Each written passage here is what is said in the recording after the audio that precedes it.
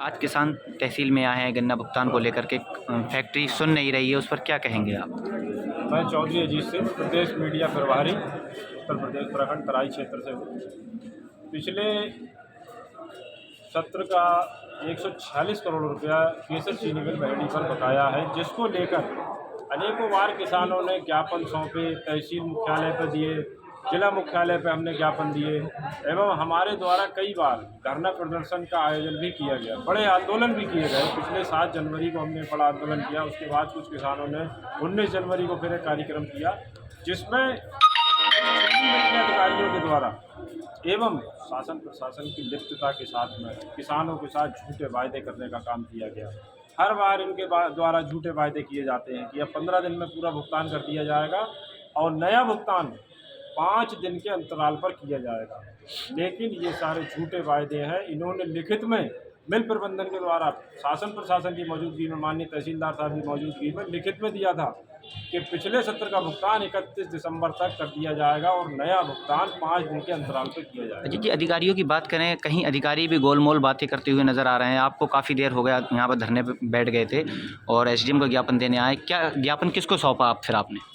देखिए, हमारा तो ज्ञापन तहसीलदार साहब ने अभी यहाँ पे हमारा ज्ञापन लिया है, लेकिन चूँकि शासन प्रशासन का रवैया भी किसानों के लिए थोड़ा सा कुछ हमें ऐसा लगता है कि अगर हमें शासन का थोड़ा सा साथ मिल जाए तो हमारा किसानों का जो भी बकाया है वो बहुत जल्द मिल जाएगा।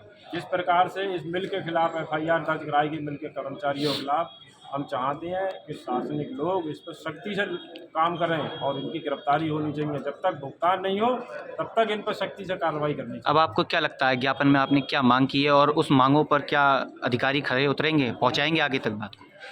देखिए, किसान अपनी आवाज़ उठा सकता है, ज्ञापन के माध्यम से शासन को अपनी आवाज़ पहुंचा सकता है कि साहब मेरा भुगतान किया जाए। और हम पूरी उम्मीद है, क्योंकि हमारे शहर में, नगर में एक बहुत काबिल होशियार IAS अफसर माननीय SDM साहब यहाँ मौजूद हैं, जिनके लिए भाई जिले IAS अफसर जिले के मुख्यालय बैठते हैं और वो हमारे लिए यहाँ हमारे सेवा में यहाँ उपलब्ध हैं। तो हमें तो पूर्ण उम्मीद है, हम SDM साहब से पूरी आशा करते हैं कि किसानों का जल्द से जल्द भुगतान दिलाया जाए। और हमारी प्रमुखता से यही मांग है कि किसानों का पिछले वर्ष का गन्ने का भुगतान एवं इस वर्ष के गन्ने का भुगतान आगामी त्यौहार जो आ रहे हैं, जैसे होली है, ईद है, आगे त्यौहार आ रहे हैं, उनसे पहले करने का काम किया जाए। अभी कुछ दिन पूर्व में फैक्ट्री ने वादा किया था कि 19 तारीख से चालू हो जाएगा पेमेंट डलना, क्या लगा उस पर कुछ? हमने मिल प्रबंधन के द्वारा किए गए वादे के साथ देते हुए हमने 20 तारीख तक मिल के द्वारा इंतजार किया कि शायद इनने जो वायदा किया है उसमें कुछ भुगतान में वृद्धि हो,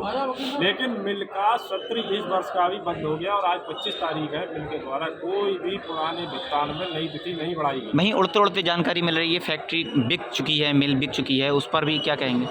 देखिए, हम किसान हैं, हमें इन बातों से कोई मतलब नहीं। आपकी मिल बिके, आपका प्लाट बिके, आप पिछले 5 साल से अपनी यहाँ पर कोई ज़मीन है नीलामी हो रही है उसको बेच रहे हैं, वह 5 साल से नहीं बिकी।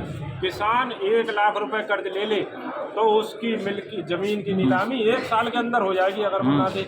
ये कैसी मिल हो गई है, इतने सालों से नीलामी हो रही है, ज़मीन की ना नीलाम हुई है। और हम तो ये बिक्री की बात भी हमने जो सुनी है, हमें तो ये सब घोषणा लग रहा है, सब झूठी बातें हैं। मिल बिके या कुछ हो, हमें हमारा भुगतान मिलना चाहिए और हमने अपनी पूरी मांग शासन प्रशासन को रखी है।